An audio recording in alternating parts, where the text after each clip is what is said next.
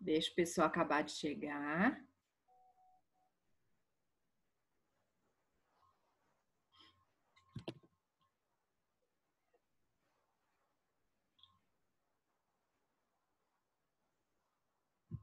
Bom dia a todos.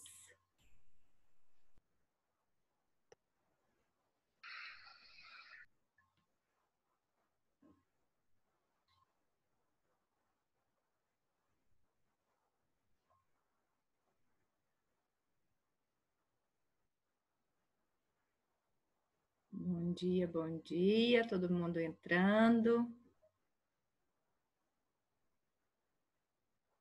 Nosso encontro do dia 19 de agosto.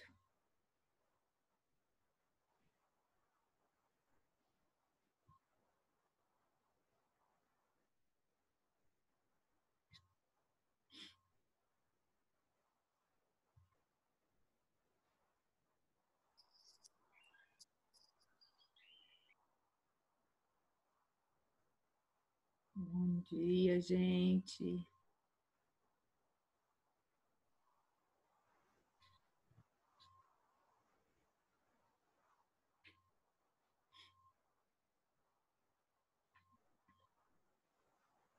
Bom dia, Ariane. Tá boa?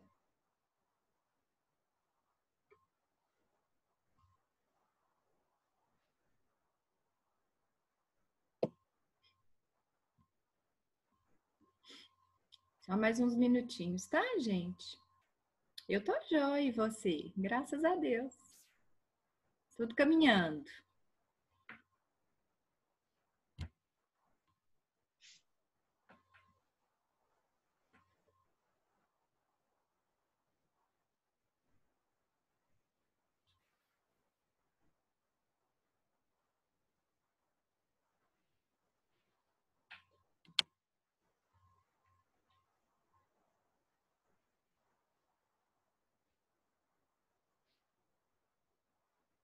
Pessoal, eu consegui colocar lá no sistema TOTS da faculdade, né? O nosso sistema.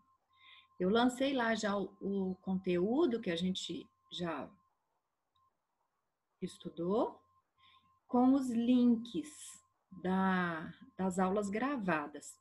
Por acaso alguém chegou a olhar isso? E eu gostaria de saber assim, só se vocês conseguiram acesso ao link da aula, se deu certo.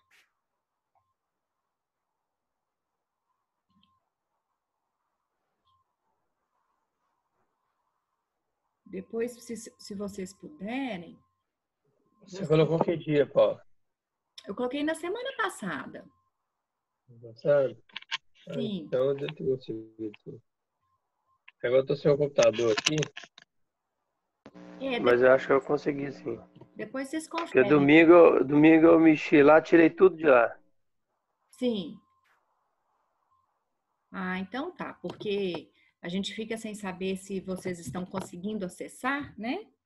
Depois vocês conferem isso para mim, só para ver se está tudo certo, né? Porque às vezes quem não consegue assistir a aula agora, para ter como assistir, aí vocês depois me dão um feedback.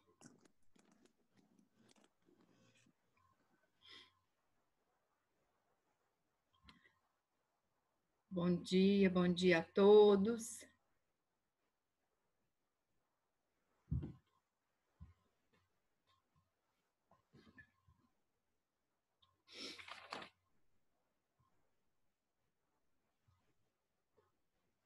Bom, acho que agora já dá para a gente ir começando, né?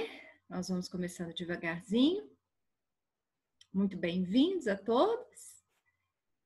Vamos nos preparar para começar a aula do dia 19 de agosto, de responsabilidade civil. Na aula passada, nós acabamos de estudar os princípios aplicáveis à responsabilidade civil e fizemos uma pequena evolução histórica da responsabilidade civil, justamente para nós entendermos, né? De onde veio, por quê, como era, como que desenvolveu, para chegar até hoje nessa divisão que nós vimos de responsabilidade civil subjetiva, quando tem a presença da culpa, e a responsabilidade objetiva, que é aquela que não exige o elemento culpa. Eu queria começar hoje com vocês. Nós estamos ainda na unidade 1, então, continuação.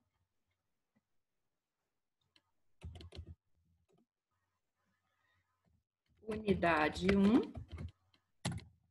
Agora, nós vamos começar o nosso item 4. O item 4, nós vamos tratar das funções da responsabilidade civil. Confere aí certinho nas anotações de vocês. O último foi o item 3, que foi a evolução histórica da responsabilidade civil. Então, item 4, funções da responsabilidade civil. Joia, Isabel fez um joia ali para mim. Obrigada, Isabel. Muito bem. Então, o que nós vamos ter aqui como função da responsabilidade civil? Nós vamos até tratar de alguns conceitos que nós já falamos nessa questão dos princípios. Então, basicamente, o Instituto da Responsabilidade Civil tem 3 funções, que são as funções reparatória, a função precaucional. Bom dia. Bom dia, tudo bem? E a função punitiva. Então, basicamente, para que o Instituto da Responsabilidade Civil? São essas 3 funções que nós temos para normatizar a responsabilidade civil. Reparatória e precaucional, nós já falamos um pouquinho quando estudamos, na aula passada, os princípios da responsabilidade civil. Mas vamos lá passar uma pincelada nisso novamente. Então, primeira função reparatória. O que é essa função reparatória? Na responsabilidade civil, nós temos uma pessoa, que é a vítima, que está suportando danos das mais várias espécies. Então, a função reparatória visa transferir os danos patrimoniais do lesante ao lesado. Ou seja, na função reparatória, o grande objetivo é restituir, ressarcir os danos que estão sendo sofridos pela vítima. Ou seja, compensar essa vítima pelos danos que ela está suportando. Tá? Então, vocês estão anotando, gente? Sim? Tá. Ô, Paulo, eu estou anotando, mas deixa eu te falar. Eu não sei se é meu tablet aqui, mas a sua voz está vindo picada, parece que está dando uma chieira aí, um negócio, um barulho esquisito aí no fundo. Pra mim tá normal. Pra mim tá normal também. E também tá normal. Então o problema é meu aqui, então. Às vezes é o seu sinal de internet, né? Também tá tudo certo. Gente, esse sinal às vezes acontece. Ô José, às vezes sai da sala e entra de novo. Não, ok, então. Né? Mas se precisar, okay. o que aparecer picado para você, você me fala que eu repito. Não, tá bom. Você me desculpa aí, tá? Não, que isso, tem que pedir desculpa não. tá? Vou sair, então. Às vezes sai e entra, que às vezes você entrando na sala de novo, normaliza essa questão do sinal. Ótimo, valeu. Beleza, então vamos voltar lá. Função reparatória. Qual que é o objetivo? Restituir ou ressarcir o lesado, a vítima, pelos prejuízos sofridos. E aqui entra aquela questão que nós conversamos na aula passada. Como que nós vamos restituir ou ressarcir o lesado? Ou de forma natural ou de forma pecuniária. Forma natural, qual que é essa forma natural? Quando a gente consegue voltar ao status quo ante, ou seja, dá para restaurar a situação anterior, para tudo voltar a ser da forma que era? Se possível, sim. Então, eu, Paula, fui lá e quebrei o telefone do Wilson. Dá para voltar a ser como é que era? Dá. Eu vou lá, pego o telefone do Wilson, marca, modelo, ano, tudo idêntico e dou na mão dele um igualzinho. Então, aqui a gente restitui a situação anterior. Agora, se isso não for possível, o que que nós temos que fazer? Aí temos que compensar economicamente, tá? E aí aquele prejuízo é revertido em um valor econômico, indenizatório, tá? Gente, essa função reparatória, deixa eu achar aqui meu código, quem tiver com código civil aí, vocês podem dar uma olhada para mim lá no artigo 927. 927. Nós temos no artigo 927. Aquele que, por ato ilícito, causar dano a outrem, fica obrigado a repará-lo. Ok? Então, esse artigo 927 determina para a gente essa questão reparatória. Tranquilo que nós conversamos bastante sobre isso na aula passada, ok? A outra função, nós também conversamos dela, que é a função precaucional, de precaução. O que nós vimos? Que hoje, na verdade, é a grande tendência do Instituto da Responsabilidade Civil. Ao invés de deixarmos o dano ocorrer para depois ressarcir, vamos tentar tomar medidas que evitem a ocorrência do dano. Por que isso? Porque nós vivemos numa sociedade completamente dinâmica, complexa, e os danos podem alcançar números muito grandes, né?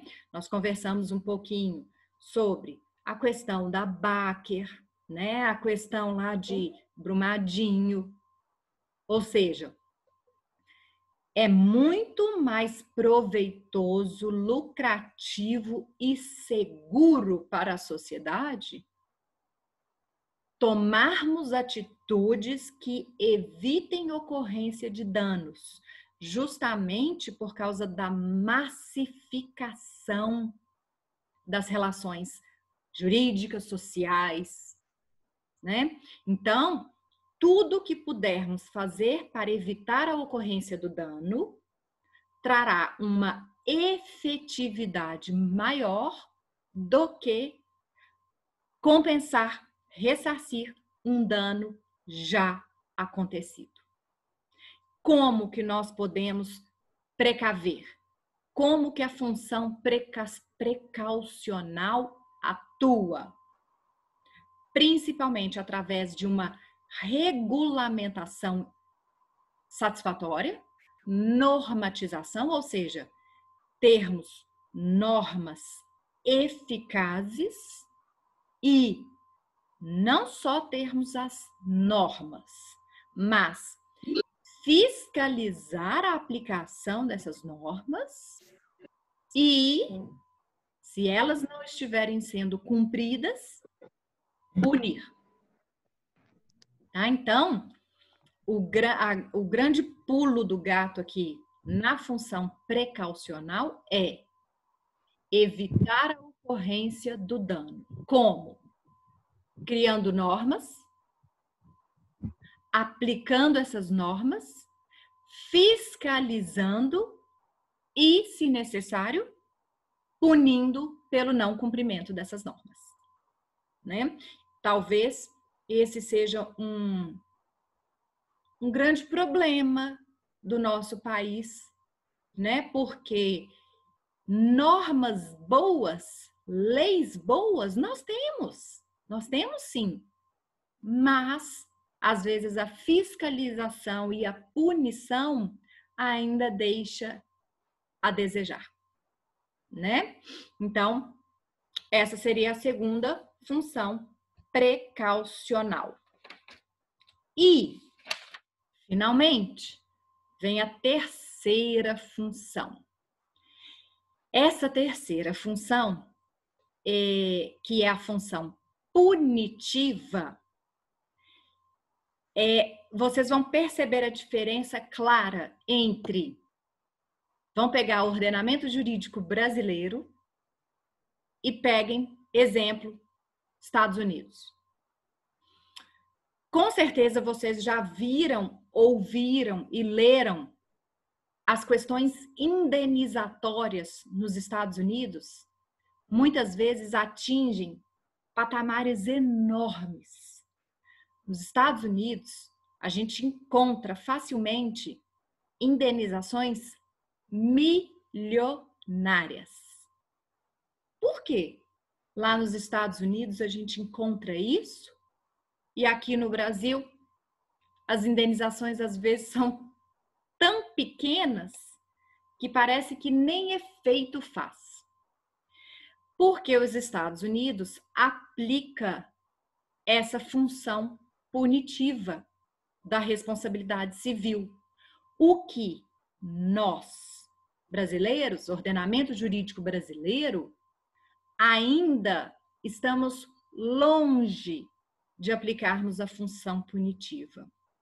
Qual que é o grande objetivo dessa função?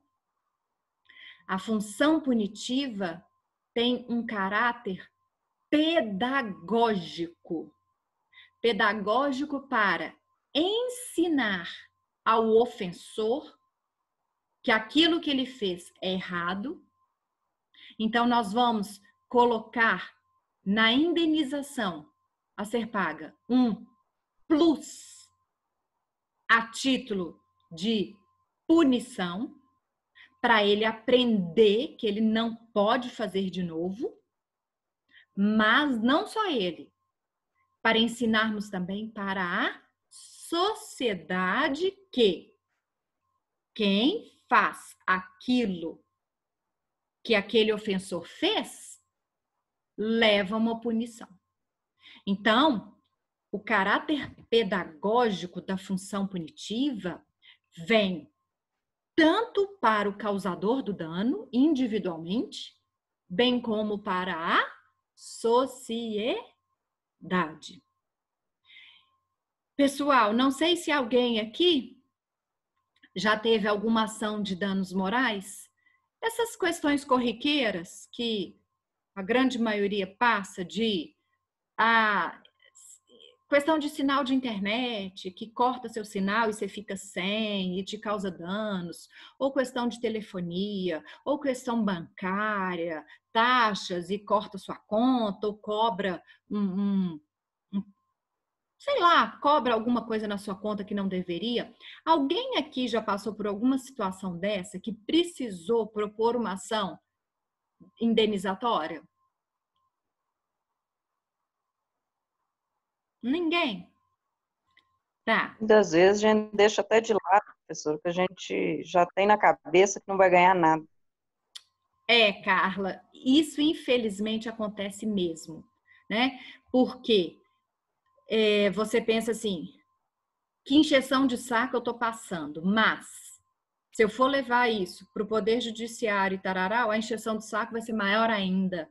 E aí, infelizmente, a gente acaba deixando para lá, né? Mas assim, só para vocês trabalharem um exemplo. Vamos imaginar aqui, esses dias uma aluna minha estava me falando, né? Eu fiz essa mesma pergunta numa sala, aí a aluna falou, professor, eu tive uma ação esses dias de internet. Eles cortaram meu sinal, sendo que estava tudo pago. Eles estavam falando que não estava pago, estavam me cobrando multas, juros e tudo mais, e chegou no limite de negativar o meu nome. Então, a situação foi essa. Ela acabou entrando no juizado com uma ação, né, pedindo indenização. Vamos lá. Alguém chuta quanto que ela conseguiu a título de indenização? Numa situação dessa. 5 mil? José, quase. 6 mil. 6 mil reais, né? Eu pergunto para vocês, gente, não, 6 mil reais, eu não tô falando que, não é nada. Que isso, claro que é. Mas vamos pensar para o ofensor. Vamos pensar para aquele que fez. Será que esse fornecedor de internet que está sendo obrigado a pagar a essa moça 6 mil reais, isso vai impedi-lo de fazer novamente? Será que ele vai ter o cuidado de tomar diligências para realmente evitar que uma coisa errada dessa aconteça? Não, esse dinheiro não vai fazer diferença nenhuma na vida dele. Exatamente, né? A Isabel colocou aqui também, ó, para uma grande empresa nem faz cócegas, né? Ah lá, o Wilson me deu um exemplo, levei contra o meu imobiliário, o juiz indenizou 7 mil. Então, qual é a questão? Nós, no ordenamento brasileiro, os nossos julgadores ainda não aplicam na reparação, na indenização, a função punitiva. Então, muitas vezes, o fato do ofensor ter feito aquilo não é aquela indenização que realmente vai surtir efeitos para ele não voltar a fazer de novo. Agora, nos Estados Unidos, na hora que você vê um ato assim, um ato ofensor, um causador de dano, que é indenizado, que é obrigado a indenizar em 1.000 tantos dólares, chegando às vezes a milhões de dólares, ele vai pensar 2 vezes quando ele for fazer novamente. Tá? Então, essa seria a função punitiva. Agora, é claro que a função punitiva tem sim um lado muito interessante, muito eficaz. Agora, tem um lado negativo dela, né? Então, o lado positivo é que ela realmente traz um caráter pedagógico relevante. Agora, tem que tomar cuidado para a função punitiva não virar uma fonte de enriquecimento, tá? Porque o Instituto da Responsabilidade Civil não tem a intenção de enriquecer ninguém. O grande objetivo é reparar, compensar por danos sofridos. Dependendo da forma que essa função punitiva é colocada, às vezes isso vira uma fonte de enriquecimento. E aí nós podemos cair naquela questão do enriquecimento ilícito. Chegar nesse equilíbrio que é o ponto-chave aqui. Quanto é o ideal para ressarcir e compensar a vítima, punir o agressor, para ele aprender que não pode fazer de novo, e isso não configurar enriquecimento sem causa. Compreendem? Que às vezes é tudo muito subjetivo? É uma análise, às vezes, complicada, colocar um valor. Ô, Tá? Paula, você sabe... Diga. Ô, Paula, eu fui fazer um serviço na casa de um cara lá, cheguei lá, vi que é tanto de porcelanato do lado de fora, eu falei com ele, não, cara, você vai reformar a casa? Não, é porque eu vi no cartaz lá, do lado de fora, lá, aqueles folder, né? Valor X, eu obriguei o cara a me vender. Então, infelizmente, tem muito camarada oportunista que vive disso aí, dando prejuízo a essas empresas aí também, entendeu? Com certeza. Peraí, eu entendi o seguinte, ele viu um porcelanato que estava anunciado com um preço errado, mais baixo, é isso? É mais baixo. Aí ele foi e comprou. Obrigou eles a vender para ele, entendeu? Aí foi lá e comprou até sem precisar. Sim. Ela nem sabia quando ia reformar a casa dele. Sim. Mas eu achei assim, um absurdo. Com entendeu? certeza. Então, Com certeza. Aqui nós podemos... Exatamente. Aqui claramente incide o princípio da boa-fé objetiva, né? Que vocês já devem ter estudado lá no direito das obrigações, no direito dos contratos. O que é essa boa-fé objetiva? É a necessidade das partes agirem, terem uma conduta honesta, leal, ética. As partes contratantes têm que agir com ética um com o outro, né? Quando você me conta esse caso aí, você vê claramente uma ofensa à boa-fé objetiva, né? Isso existe muito, José Geraldo. Eu falo que é muito fácil, às vezes, a gente dar aula protegendo aquele supostamente mais fraco, mas lembrando que, às vezes, esse supostamente mais fraco também tenta tirar proveito de muitas relações, né? Isso é muito comum. Quando eu dou aula de direito do consumidor, eu mostro isso muito para os alunos, que a gente fala de uma regulamentação tão intensa para o fornecedor, mas a gente não pode esquecer que tudo se aplica também para o consumidor. E aí nós temos muitas situações que o consumidor, esse é um grande exemplo que você deu, o consumidor age de espertalhão, age desrespeitando a boa-fé negocial, a ética negocial, né? Então, isso bem acontece. Oi, Sheila. Eu posso dar um exemplo? Claro, por favor. Eu tenho uma impressora da HP e ela deu um problema. Aí eu estou tendo que entrar com um processo para poder resolver a questão. Mas quando ela veio para o Brasil, ela agia igual nos Estados Unidos. Se a sua impressora deu um problema, você ligava lá e eles mandavam uma máquina nova para você, mesmo sem saber qual que era o problema. Só que aí, com o passar dos anos, ela descobriu que o brasileiro sempre tem esse jeitinho. Então, a pessoa quebrava a impressora, estragava a impressora, e ligava e falava que era um problema técnico. E ela mandava outra. Então, não tem como agir como nos Estados Unidos, porque aqui sempre tem o jeitinho brasileiro, né? Tem as pessoas honestas, mas tem esses que querem sempre a pessoa que estraga o produto e depois quer ressarcimento e ainda quer indenização. Então, é complicado mesmo. Ô, Sheila, isso aí é uma questão até assim cultural. né? É a cultura do brasileiro. Eu tenho um caso, uma situação muito interessante que aconteceu comigo, que é a seguinte: meu irmão viajou para os Estados Unidos e quando ele foi, ele trouxe para mim a minha menininha, ela tinha meses de vida.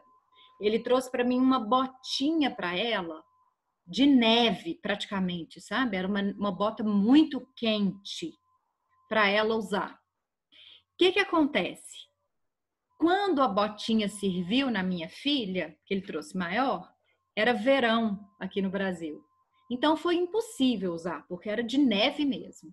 Quando chegou o frio, que ela conseguiria usar, ela não servia mais. Então, resumindo, ele trouxe para mim e eu nunca usei, nunca mesmo, tá? E assim ficou, falei, bom, posso fazer nada. 3 anos depois, hein?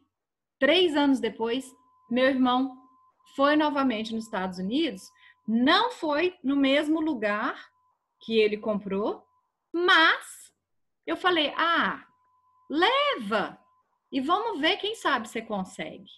Então ele foi na mesma loja da marca de outra cidade.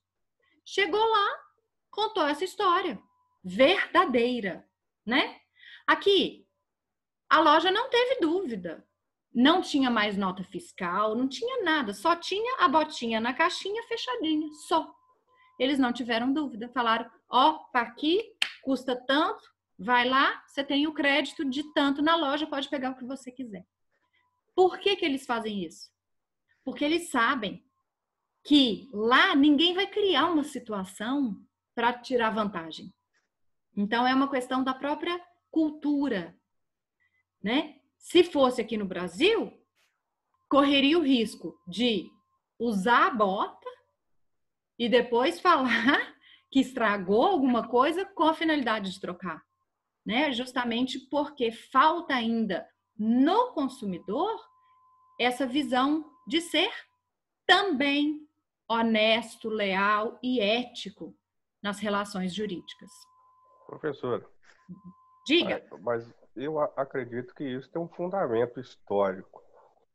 E os brasileiros que querem ser honestos acabam se tornando vítimas. Porque a gente tem uma cultura de exploração. O brasileiro aprendeu a ser explorador, de tanto ser explorado, né? Exatamente. E a gente percebe isso, por exemplo, aqui, eu vou dar um exemplo aqui, por exemplo, no meu bairro. Uhum. Eu pago as minhas contas em dias. CEMIG, Copasa, essas coisas básicas, né?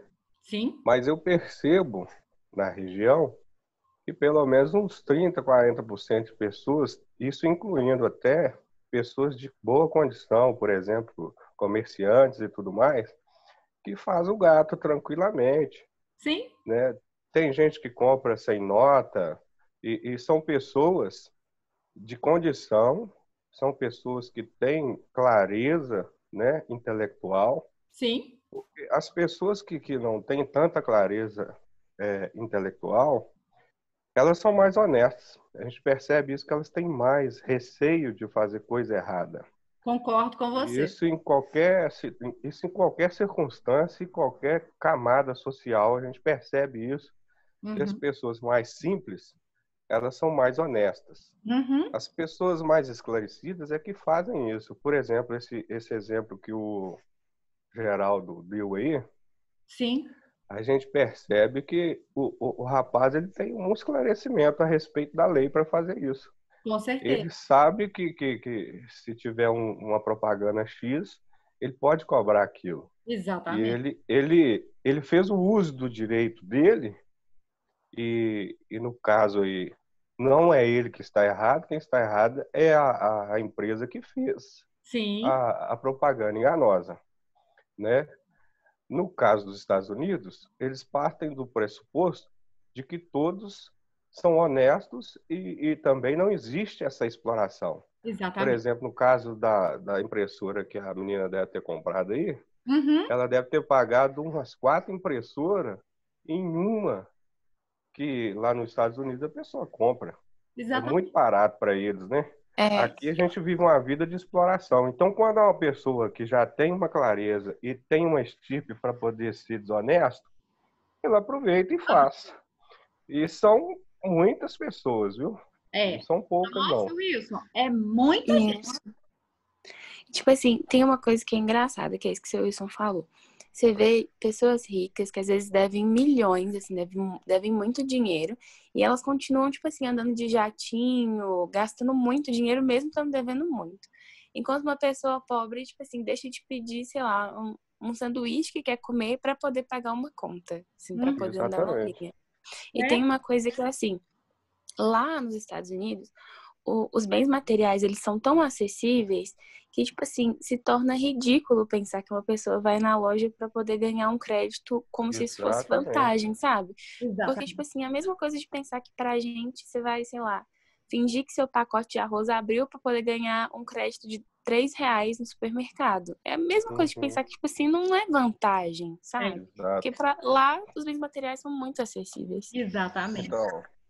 Então eu acho que a gente tem que pensar as coisas nesse sentido, assim, fazendo uma separação clara da situação social de um país, do outro, da forma como ele foi constituído, né? No nosso caso, nós somos constituídos historicamente de uma situação de exploração. Uhum. Lá isso foi de uma situação de povoamento, né? Exatamente. De construção, de proteção da propriedade e tudo mais. Aqui, muitas vezes, as pessoas não têm nem propriedade. Às vezes, ele trabalha aí 40 anos para poder pagar um apartamento da MRV. Quando ele termina de pagar, ele morre. É. Entendeu? É isso Porque mesmo. já está todo detonado, porque ele correu atrás para poder pagar o apartamento e acabou perdendo a saúde.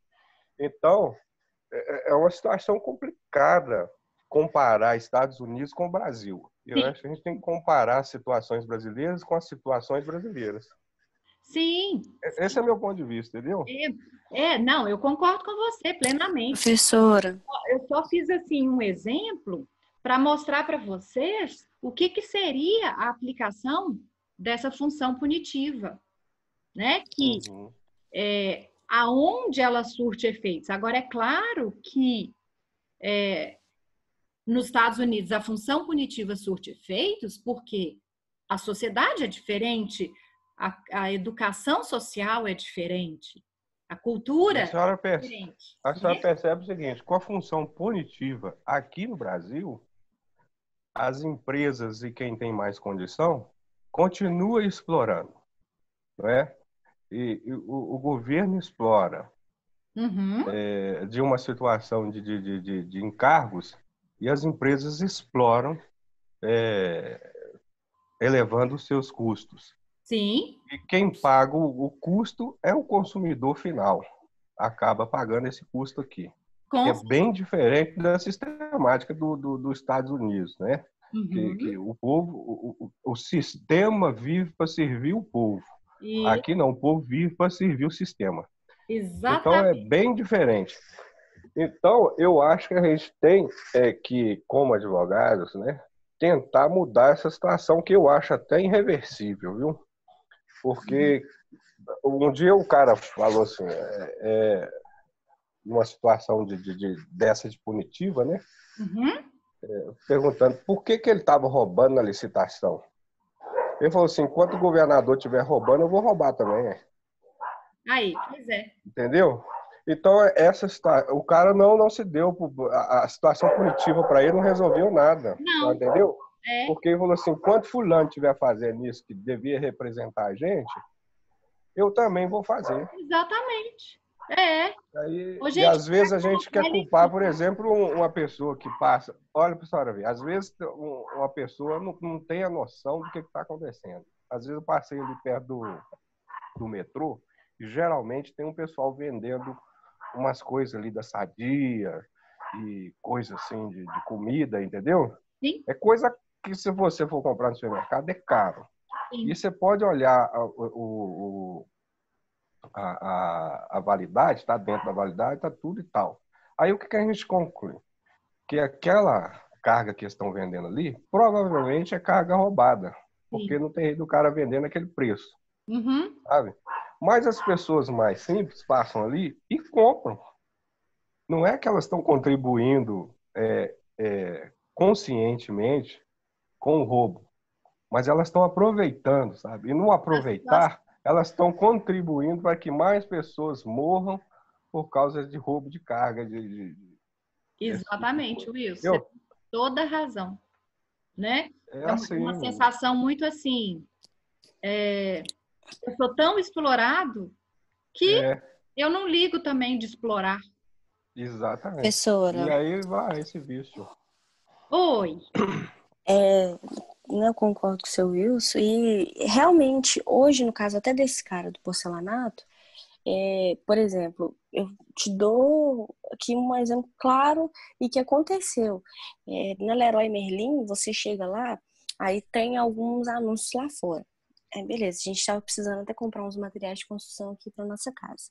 Quando a gente entrou, o vendedor foi explicar, muitas das vezes, o que está acontecendo? Eles estão anunciando um valor, quando você vai ter um interesse, manifesta ali querendo comprar aquele produto, é totalmente diferente, totalmente diferente. Aí a gente olha só um lado e fala assim, mas o cara fez de sacanagem. É o que o seu Wilson está falando, a gente é tão explorado que todo mundo começou a querer explorar também. Aham. Porque os grandes empresários também só querem lucro em cima de todo mundo, eles não têm respeito pelo consumidor nenhum. Não. Uma amiga minha esses dias teve um problema no Carrefour por conta de um notebook. Ela comprou um notebook, tá com uma mancha preta na tela, novo. Aham. A resposta do Carrefour simplesmente procura o fornecedor, porque eu não me responsabilizo. E, assim, contra tudo o que ele tem que ser responsabilizado. Aí ela teve que ir lá, teve uma dor de cabeça, mas E é pode isso que estar tá dentro dos 7 acontecendo. dias que o cara não entrega. A Não lei fala que quer, dentro dos 7 dias você pode trocar na loja, né? E aí você chega na não. loja, o E cara fala o assim, não, dela, isso aí tem que ser lá em outro lugar e o dela, tal. no caso, é 90 dias. O Eles dela, no mandam caso, é você 90 dias. né? E eles não querem trocar o notebook dela. Então, você tá tendo muita dor de cabeça. Assim, E é você um tá notebook caro. e é um Não é exemplo atrás do baratinho igual nos outro. Estados Unidos. Não, Não, a gente paga caro.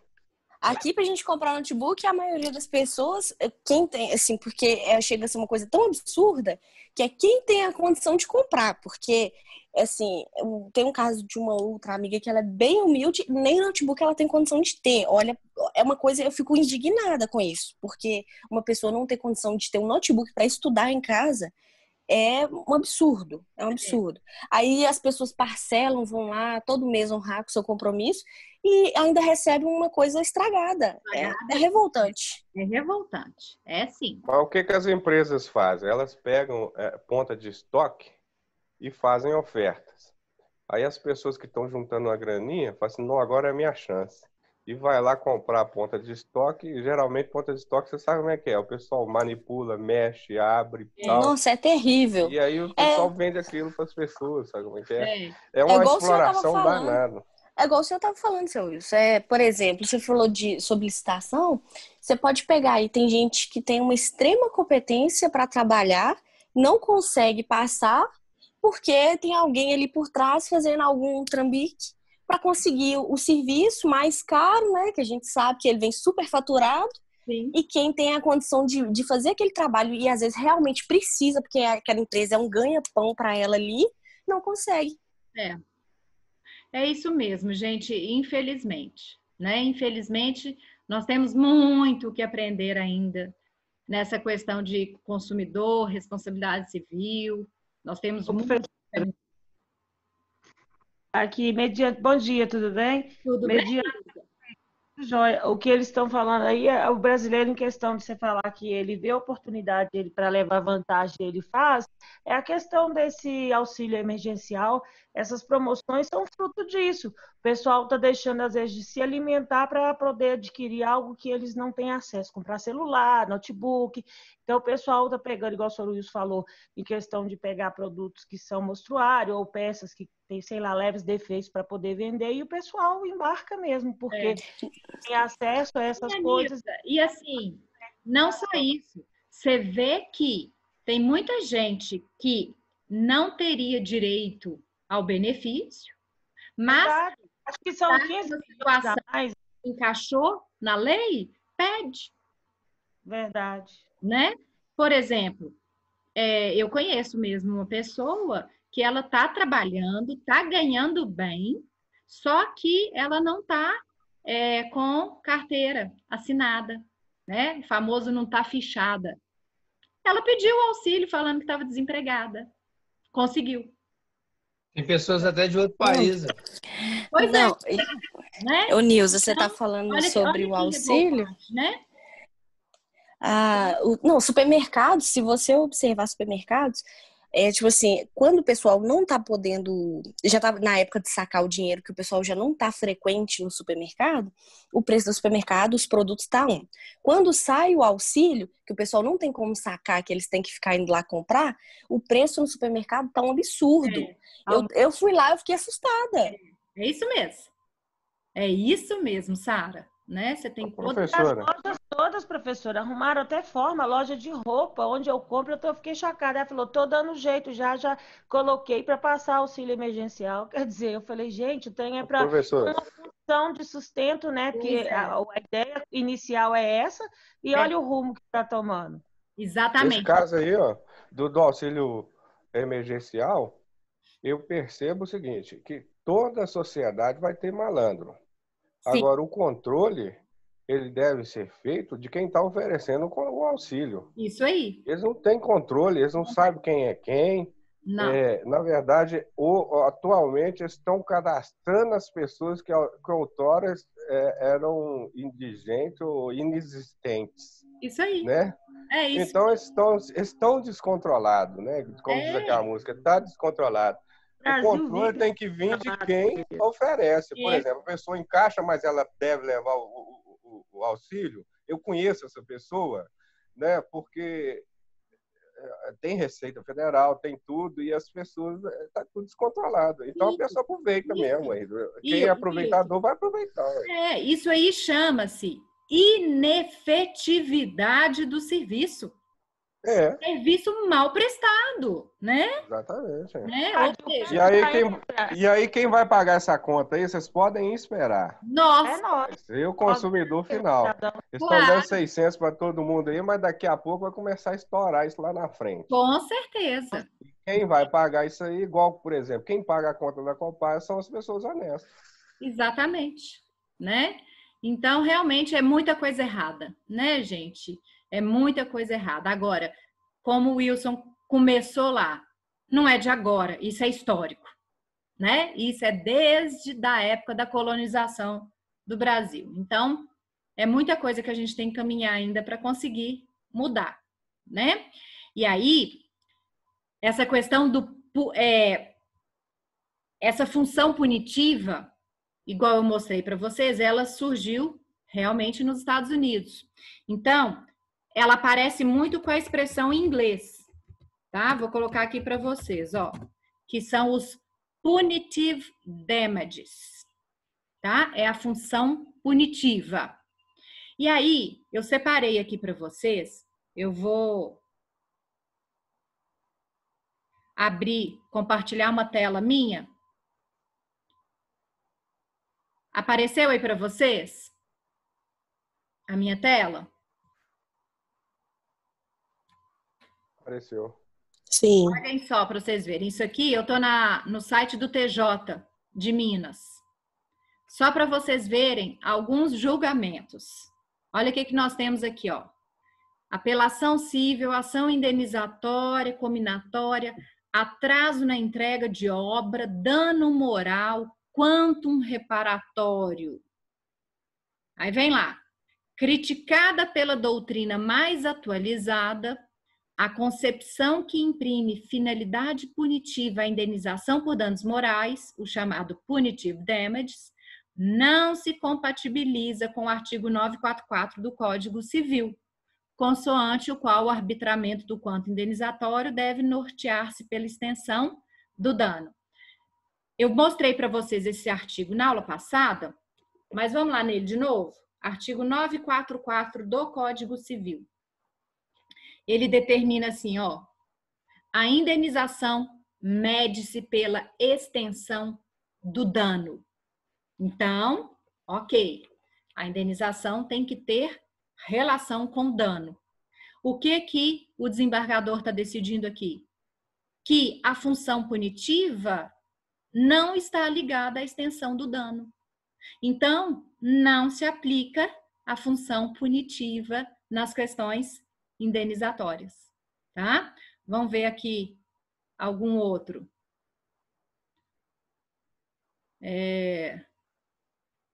Olha esse aqui, ó, do Domingos Coelho. A má prestação de serviços de telefonia, seja fixa, seja internet, envolvendo diversas interrupções injustificadas em atividade empresarial que deles depende, enseja danos morais indenizáveis. Ótimo.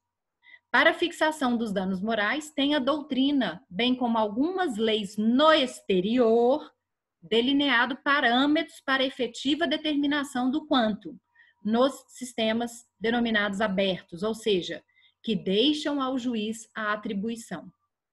Levam-se em conta basicamente as circunstâncias do caso, a gravidade do dano e a situação do lesante, a condição do lesado, preponderando a nível de orientação central a ideia de sancionamento ao lesado, ou punitive damages, como no direito norte-americano, precedentes do STJ. Então, nessa aqui, o que nós já temos? Aqui o desembargador aceitou os punitive damages. Aquela primeira que eu mostrei para vocês, não aceitou. Aqui já aceitou. Vem aqui outra, ó. Desembargador Fernando Lins. Criticada pela doutrina mais atualizada, a concepção que imprime finalidade punitiva à indenização por danos, punitive damages, não se compatibiliza com o artigo 944. Aqui já não aceita, né? Então, pessoal, vamos ver aqui, ó, mais um. Esse aqui do Estevão Lucchesi.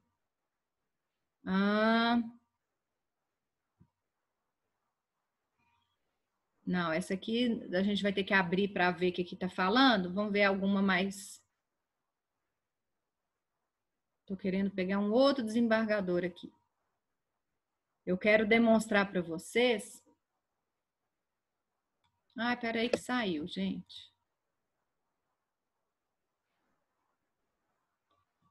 Página 2, deixa eu ver se vai.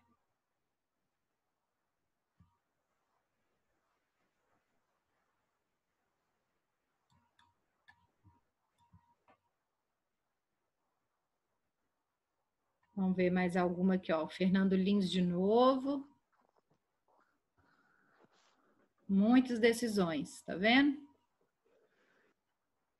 Essa aqui do Otávio Portes, desembargador Otávio Portes. Vamos lá para o item 4, ó.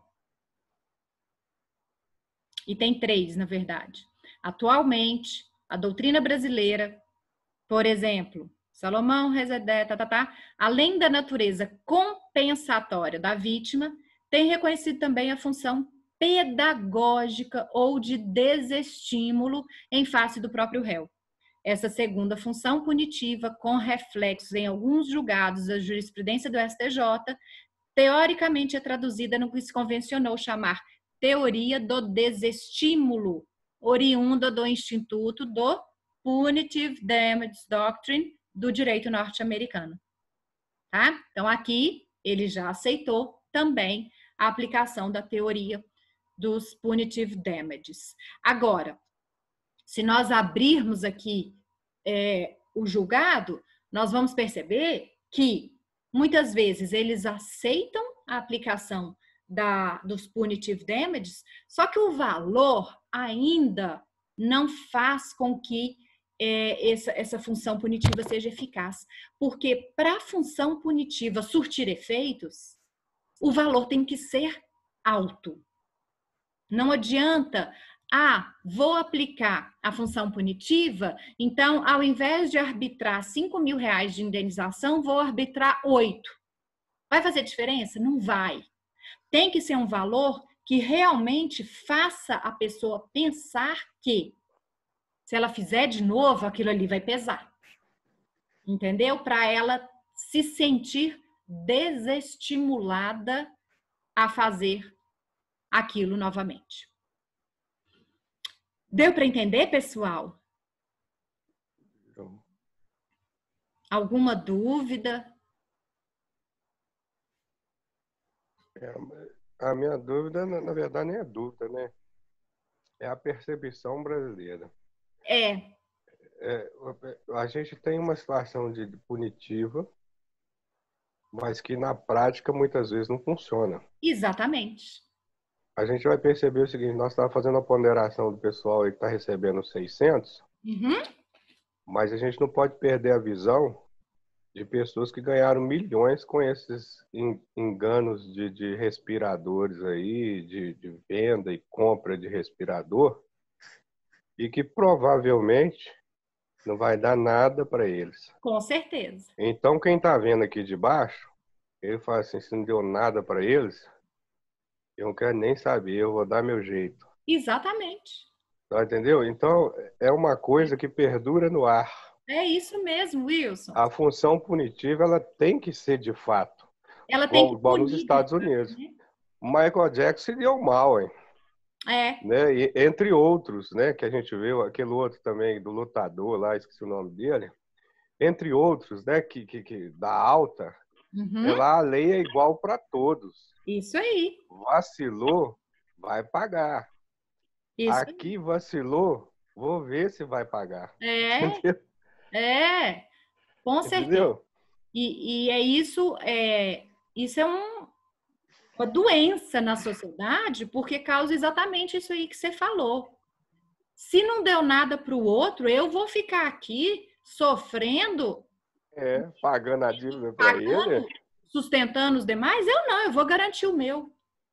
Entendeu? Então, a lei de Gerson tá inserida nessa sociedade brasileira. É isso mesmo. Então, a lei tem que funcionar e ela tem que partir de quem faz a gestão da lei. Com certeza. Se quem faz a gestão da lei compactua com isso, compactua com certas situações para fornecer privilégios, não pense que as outras pessoas não estão vendo. Talvez não entendam bem, mas todo mundo está vendo. Sabe como é que é? E a coisa acontece de uma forma irregular. Isso aí. Né? Então, acaba a gente entrando num mar de que salve-se quem puder. Sabe como é que é? Perfeitamente. Né? Mas então, para a gente concluir, o que nós temos? Essa função punitiva, ela existe, ela veio do direito norte-americano. Para ela surtir efeitos, ela tem que realmente causar uma sensação que a pessoa tem que sentir que ela está sendo punida, para ela sentir um desestímulo em fazer novamente aquilo. O direito brasileiro, ele ainda está sem saber para onde que ele vai. Ora, nós temos decisões falando que tem a função punitiva, ora, falando que não aceita, mas mesmo aquelas que falam que estão aplicando a função punitiva, o valor ainda não está sendo suficiente para causar esse caráter pedagógico. Então, para a função punitiva surtir efeito, o valor tem que ser algo realmente que atinja a pessoa para ela se sentir desestimulada a fazer novamente. O que às vezes a gente não vê nas nossas decisões. Aplica a função punitiva, mas em valor muito baixo. Então, não surte efeito. Diga, Sheila. Nilza, às vezes é quase dizer que o crime compensa no Brasil, né? Sim. Porque a maioria das pessoas fazem e são reincidentes porque sabe que não dá nada. É igual a efeitos com as penas, a questão do menor, a pessoa já faz sabendo, vou fazer, amanhã eu estou na rua de novo aprontando da mesma forma. Exatamente. E a gente se sente assim, impotente em certas situações de ver, porque causa efeito manada. Você vê que está funcionando com um e deu certo, bora lá, também vou correr atrás do meu. Isso aí. E assim vai sendo. Exatamente. Né? Quem sabe, um dia a gente ainda melhore. Né? Então, não vai melhorar. Nós ainda nós estamos novos nessa história ainda, mas vai melhorar. Se Deus quiser. Gente percebe. A senhora lembra do caso lá daquela menina que apertou o o negócio do elevador e matou o menino de 9 anos. Sim. Até agora não deu nada para ela. Não. E Eu tava provavelmente assistindo... não vai dar. E ontem eu estava assistindo uma série que eles estão fazendo aí de pessoas que estão sendo presas injustamente, e eu percebi que foram presas várias pessoas injustamente, sabe? Assim, por insuficiência de provas, essas coisas e tudo mais. E a pessoa está lá 6 anos, 7 anos, 8 anos, e são pessoas assim mais simples, né? Que não tem muito recurso e nem sabe como recursar, talvez. Sim. E estão lá presos esperando que alguma coisa aconteça. Essa daí talvez ela não vai ver nem o cheiro da cadeia. Com certeza. Por quê? Porque tem condições de contratar um serviço jurídico bom, de qualidade, que não vai, né? E com provas irrefutáveis, né? Mas... Pois é, né? Muito complicado, gente, muito difícil. Essa disparidade, a gente entra num campo muito delicado no Brasil, né? Sim. E a gente vai ter muito desafio para lidar com isso. Agora, a coisa está mudando para melhor? Tá, porque as pessoas estão ficando mais conscientes. Talvez essa forma de oportunismo, de coisa, é por causa ainda de uma certa pressão social, né, que faz a pessoa ver uma oportunidade e não perder. Né? Não significa, portanto, que ela pegando uma oportunidade de forma regular, ela seja uma pessoa desonesta. Sim. Né? Mas é porque ela aproveitou uma oportunidade, porque no Brasil é assim, se você não pega a oportunidade, você perde. É igual o cometa Halley, né? Você só passa de 74 anos. Então, tem que aproveitar. É isso mesmo. Agora, nos Estados Unidos é diferente. A oferta sempre está lá, disposta, sabe? Sem impostos, sem muita exploração e tal. Então, a pessoa não tem essa correria, essa força social de pegar a oportunidade. Ela vai lá e compra, sabe? Hoje, agora no Brasil, não. No Brasil, você tem que ver se tem uma oportunidade boa. E outra, tem que avaliar se aquela oportunidade não tem uma exploração por trás. Claro. Porque toda vez que fala em oportunidade no Brasil, oferta, você tem que pensar 2 vezes antes de você entrar naquela onda ali, porque pode ter uma desova por trás daquilo ali. Entendeu? Então, é sempre assim. O brasileiro ele vive sob uma pressão financeira, social, e que ele não tem uma habilidade intelectual para lidar com isso. Porque nós não aprendemos desde o berço a lidar com dinheiro, a lidar com finanças, a lidar com contabilidade. Tem muita gente que você só pode observar que 100 pessoas, você pega 100 pessoas, 70 vai dizer que não gosta de matemática. Porque a pessoa ela não foi preparada para lidar com finanças, para lidar com esse tipo de coisa, para ter uma conta no banco. Então, ela vive uma vida desregrada muitas vezes. Por isso que a pessoa pega R$600 aí, ela vai tentar concluir um sonho simples. Sim. É comprar um celular, Sim. entendeu? Ela corre lá e ela assim, até deixa de comer para poder construir um sonho simples. Com certeza. As pessoas estão tentando construir sonhos simples no Brasil, quer ter uma casa, por exemplo. Entendeu? E seria simples em outros lugares que as pessoas tenham uma sociedade mais voltada para a qualidade de vida dos seus cidadãos. Isso aí, né? Pois é, mas vamos chegar lá. Então, pessoal, com isso a gente termina essa primeira unidade, que foi essa unidade desses conceitos introdutórios da responsabilidade civil. Tá? Falamos aí, só para retomar, para vocês organizarem as ideias.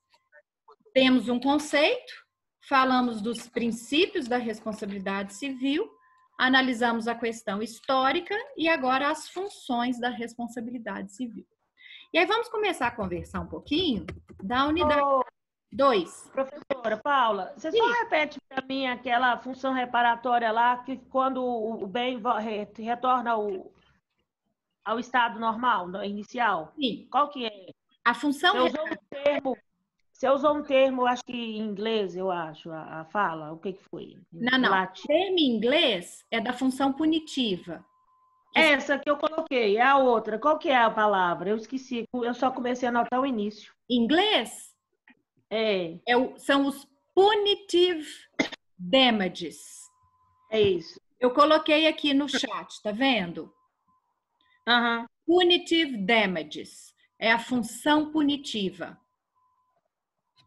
Tá bom, obrigada. Bom, de nada. Muito bom. E aí, vamos começar, então, a conversar um pouquinho da unidade 2. Aqui, nós vamos trabalhar as diversas modalidades de responsabilidade civil. Então, unidade 2, começando aí as modalidades de responsabilidade civil.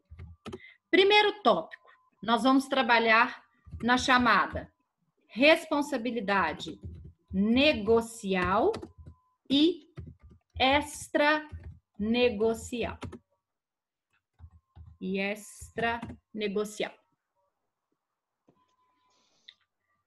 Bom, voltando àquilo que nós já discutimos desde o início. O que é responsabilidade civil? Responsabilidade civil é uma obrigação de reparar danos. Alguém está sofrendo um dano causado por outrem. Esse outrem tem que reparar. Classicamente, tradicionalmente, a doutrina diferencia essa responsabilidade negocial da extranegocial.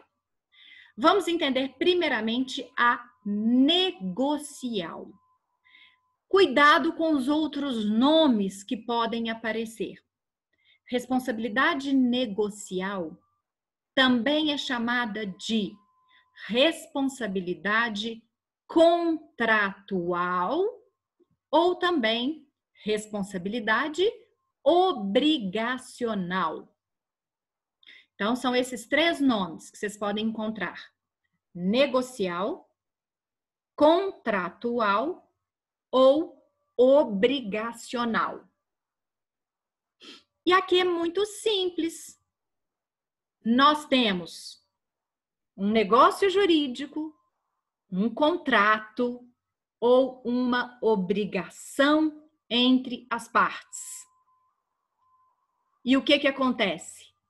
Uma das partes vai descumprir alguma determinação desse negócio jurídico, desse contrato ou dessa obrigação. E a partir do momento que ele descumpre, ele causa um dano. Causando esse dano, ele fica obrigado a reparar. Então, de uma forma mais simples, bem tranquila, o que seria essa responsabilidade negocial, contratual, obrigacional? É aquela que decorre do descumprimento de um negócio jurídico, contrato ou obrigação entre as partes. Descumpre uma cláusula, descumpre alguma determinação combinada entre as partes. Aonde que nós vamos encontrar essa responsabilidade negocial? Quem tiver com o código, volta lá para mim no artigo 389. Artigo 389. Vocês vão reparar que o artigo 389 e seguintes trata do inadimplemento das obrigações. Vocês já estudaram direito das obrigações. E lá vocês estudaram esse capítulo do inadimplemento. E quando ocorre o inadimplemento, pode ocorrer um dano. Ocorrendo esse dano, nós entramos no campo da responsabilidade civil. Quem sofre o dano, a vítima, passa a ter direito de ser ressarcido por aquele que causou o dano, o ofensor. Então, pessoal, lá no 389, inadimplemento das obrigações, vocês estudaram o inadimplemento total, o inadimplemento parcial, a questão, né, da mora, lá no artigo 402, as chamadas perdas e danos, no 406 a questão dos juros, certo? Tudo isso do direito das obrigações. Então, vou estudar com vocês essa parte? Não, essa parte vocês já estudaram. Vamos pegar um exemplo simples. Eu contratei uma pessoa para pintar a minha casa de azul. E fizemos um contrato, um negócio jurídico no qual eu pagaria R$1.000 e a pessoa pintaria minha casa de azul. Chego na semana seguinte, minha casa está rosa. Eu não quero rosa, eu quero azul. Por que ele fez rosa? Então, ele descumpriu uma cláusula. Me causou danos? Sim, eu não quero rosa. Então, duas situações. Ou ele refaz para voltarmos ao status quo ante e me entrega a minha casa azul, ou ele me indeniza, porque eu não quero olhar para minha casa rosa. Tranquilo? Coisa bem simples. E aí vocês podem aplicar isso na vida de vocês assim, constantemente, né? Um exemplo normal, corriqueiro, todos os dias. Contratei meu serviço de internet para 100 megas. Estou reparando que a minha internet está lenta, o trem não está indo e tarará, vou fazer, vou fiscalizar aqui. Não está chegando 100, está chegando 10. Eu estou pagando por 100 megas. De onde que está chegando só 10? Está me causando danos? Sim. Então, ou o prestador de serviço passa a me dar o 100, ou ele vai ter que me ressarcir pelo serviço mal prestado. Essa é a responsabilidade civil negocial. Nela tá tranquila? Vocês lembram lá do direito das obrigações? O que vocês estudaram? Ok.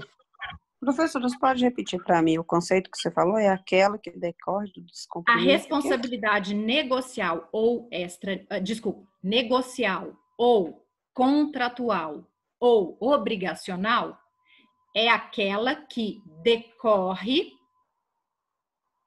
da inobservância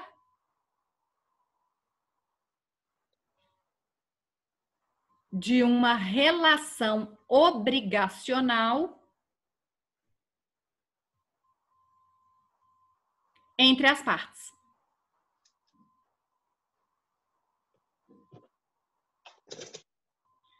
Então, aqui nós temos uma relação obrigacional que sustenta a relação entre as partes.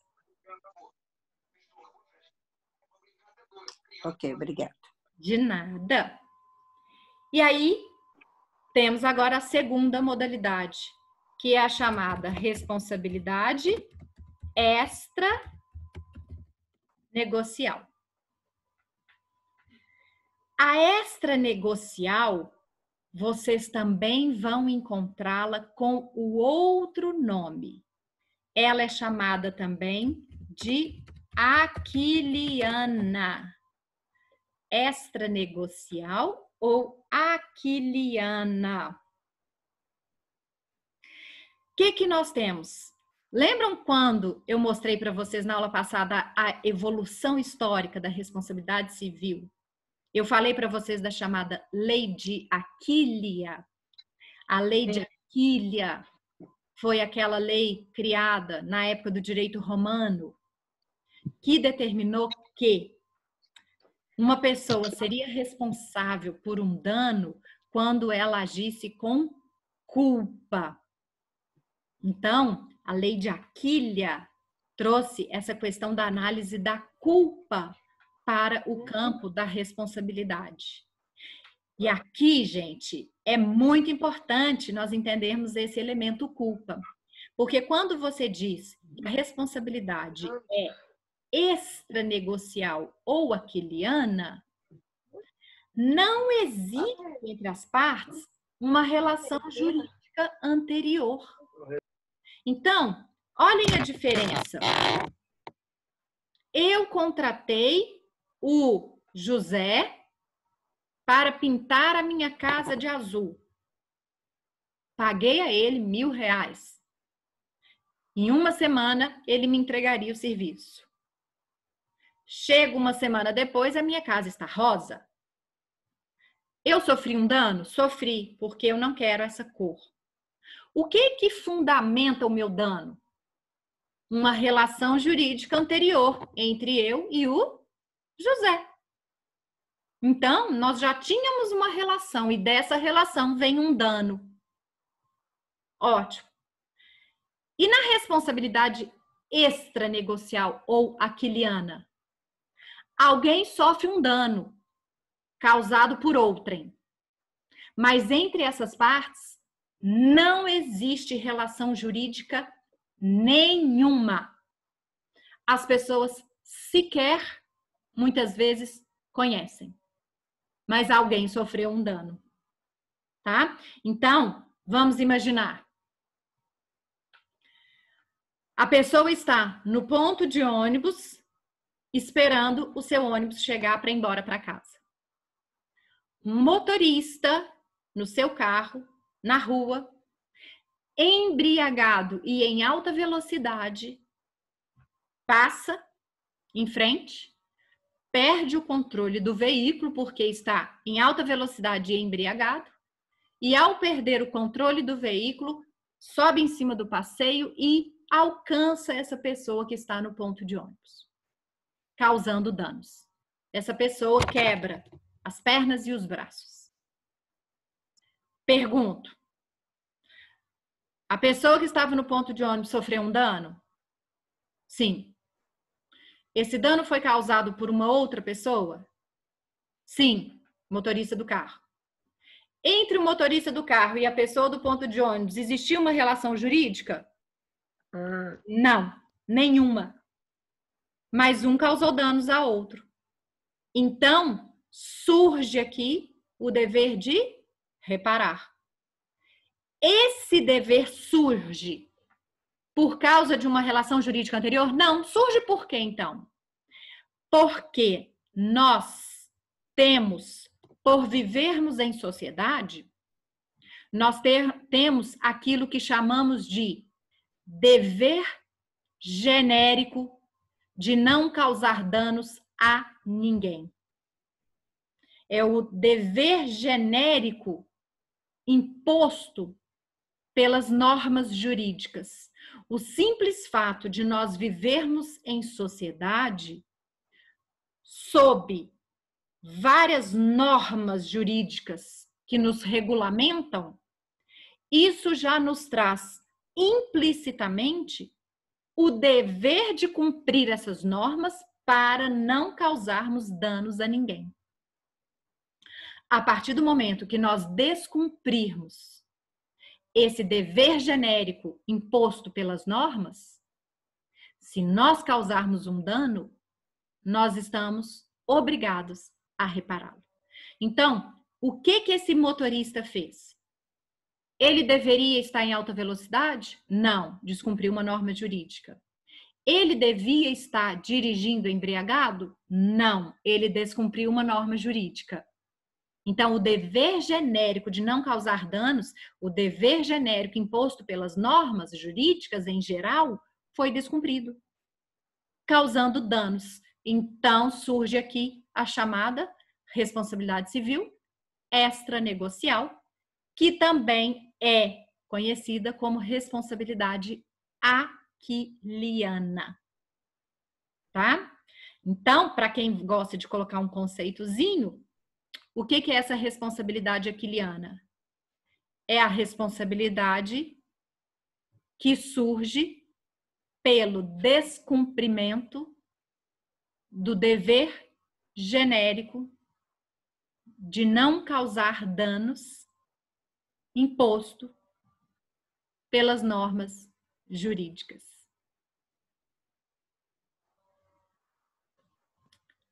Deu para entender, pessoal? Repete, por favor. Responsabilidade aquiliana. É a responsabilidade que surge pelo descumprimento do dever genérico de não causar danos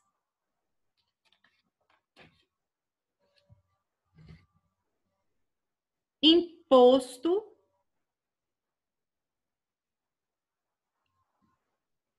pelas normas jurídicas.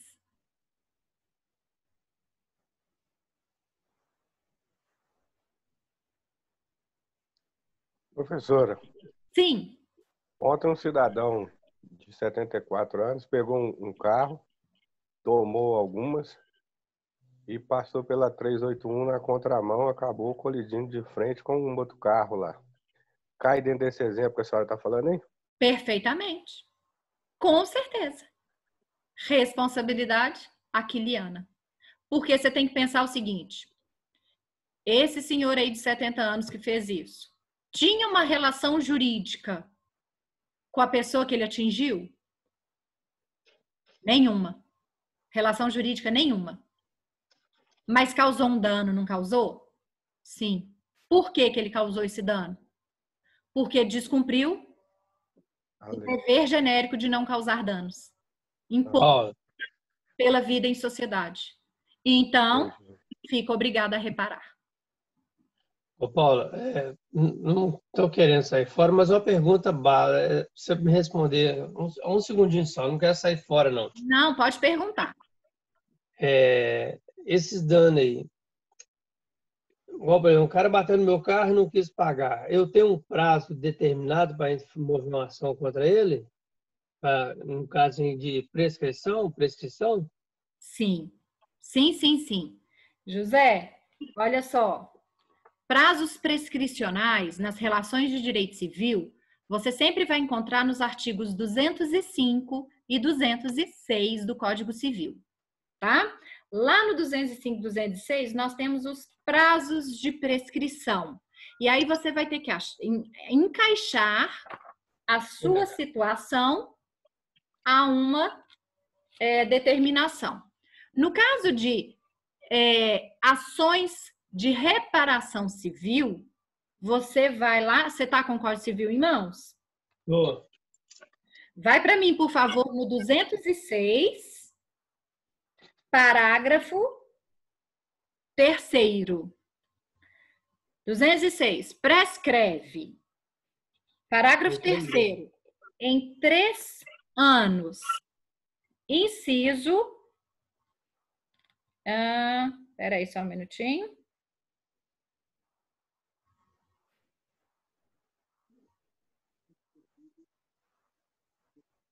Espera aí que eu perdi aqui.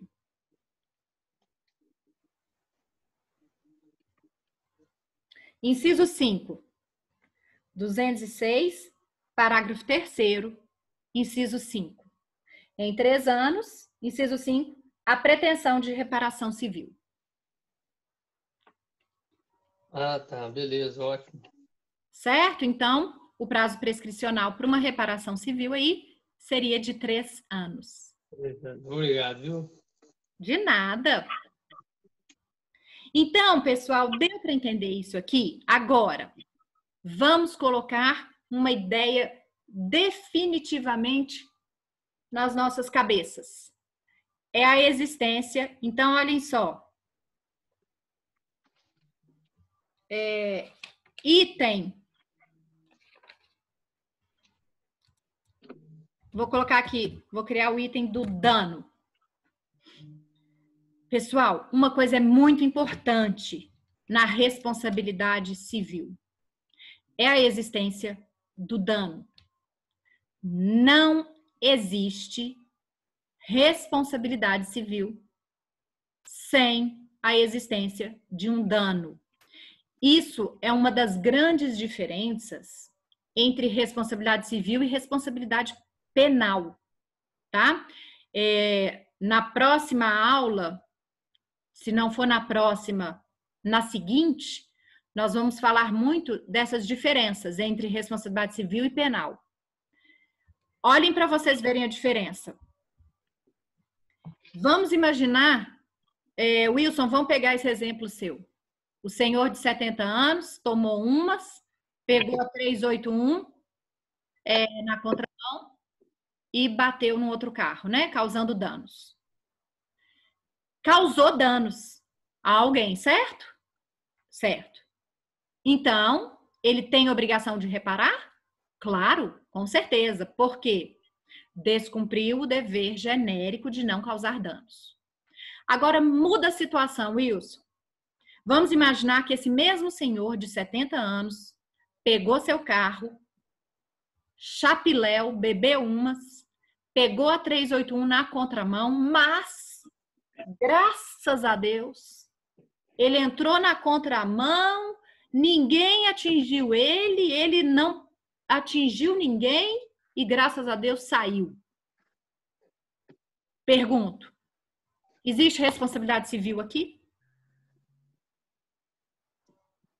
Tem uma responsabilidade jurídica, né? Porque multa alguma coisa, vai sofrer alguma infração, mas no caso aqui, pagar indenização e reparar dano para alguém, não, porque não houve dano. Mas se tivesse multa, por exemplo, quem emprestou o carro que ia pagar. Ué. Aqui, mas olha só, vocês chegaram onde eu queria. Responsabilidade civil vai existir? Não. Por quê? Porque não teve danos. Ninguém sofreu danos. Eu não estou dizendo que não possa existir outro tipo de punição. Sim. Punição administrativa? Sim, multa. Descumpriu o Código de Trânsito. Pode ter responsabilidade penal? Pode. Isso aí pode ser configurado como um crime. Agora, responsabilidade civil não. Por quê? É isso que eu quero concluir aqui hoje com vocês. O dano. Não existe responsabilidade civil se não existir um dano. Ficou claro isso, gente? Ficou. Com certeza. Sim? Ô, professor, até porque penalmente, no caso dele lá, ele assume o risco quando ele vai à contramão, né? E exatamente. Aqui, Nós vamos ver, Nilza, que no crime, no direito penal, existem aqueles crimes que chamamos crimes de mera conduta. Sim. O crime de mera conduta é o quê? A pessoa faz alguma coisa que o simples ato já é o crime, mesmo que ela não atinja ninguém. É diferente dos chamados crimes de dano, que nos crimes de dano exigem a ocorrência de um dano efetivo. Mas o direito penal prevê crimes de mera conduta. Então, para fins de direito penal, para fins de responsabilidade penal, a pessoa pode fazer alguma coisa e não atingir nada nem ninguém. E mesmo assim, ela pode ser penalmente punida. Vamos para o direito civil. A pessoa tem como fazer alguma coisa, não atingir nada nem ninguém e ser civilmente responsabilizada? Não. Porque a responsabilidade civil exige a ocorrência de um dano. Não existe responsabilidade civil se não existir dano. Agora, o que nós vamos aprender é que, quando eu digo dano, eu não estou falando só de dano patrimonial, não. Pode ser um dano moral. Pode ser um dano social. mas tem que ter um dano. Fechou, pessoal? Fechou. Ótima aula para nós todos hoje. Gostaram? Estão me acompanhando? Com certeza. Sim. Então tá Ô, ótimo. professora, você não tem material para mandar para a gente, não? Tenho. Eu tenho uns resumos Uhum. que eu vou mandar para vocês. Ah, tá. Tá? Vai ser bom. Agora, muito importante vocês também pegarem uma doutrina, viu, gente? Uhum. Viu? Vocês conseguiram a do Sérgio Cavalieri Filho? Ou o Flávio Tartucci mesmo? Flávio Tartucci eu sei que é bem mais fácil de achar em PDF. Eu consegui, mas não li ainda não. Não, sim. Tudo bem, mas já conseguiu, já tá bom. Já é um grande passo, tá bom demais, né? Mas então, feita essa distinção, o que nós vamos começar a fazer na próxima aula? Nós vamos ver os critérios que diferenciam a responsabilidade negocial da responsabilidade aquiliana ou extranegocial. Porque tem vários critérios, gente, que diferenciam uma da outra. E isso é muito importante nós sabermos. Então, na próxima aula, nós vamos começar daí. Distinções da responsabilidade negocial e aquiliana. Critérios diferenciadores. Belezura? Ok. Então, Tomar um café agora, viu, Paulo? tomar um café para ir para a próxima aula. Isso mesmo. E aqui, me façam um favor, quem puder. Depois, entrem no sistema da faculdade, o sistema TOTS. Vejam se o que eu lancei lá para vocês está aparecendo de conteúdo e se os links que eu coloquei das aulas gravadas, se vocês estão conseguindo ter acesso. Tá? Ok. Só para a gente confirmar que as aulas gravadas estão lá para vocês. Isso é muito importante para quem não estiver aqui ou se você quiser depois assistir novamente a aula.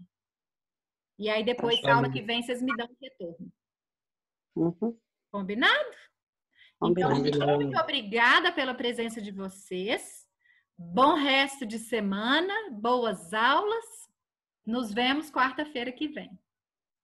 Obrigada para você também. Com Deus. Vão com Deus. Bons estudos. Boa aula. Obrigada. Obrigada para você também.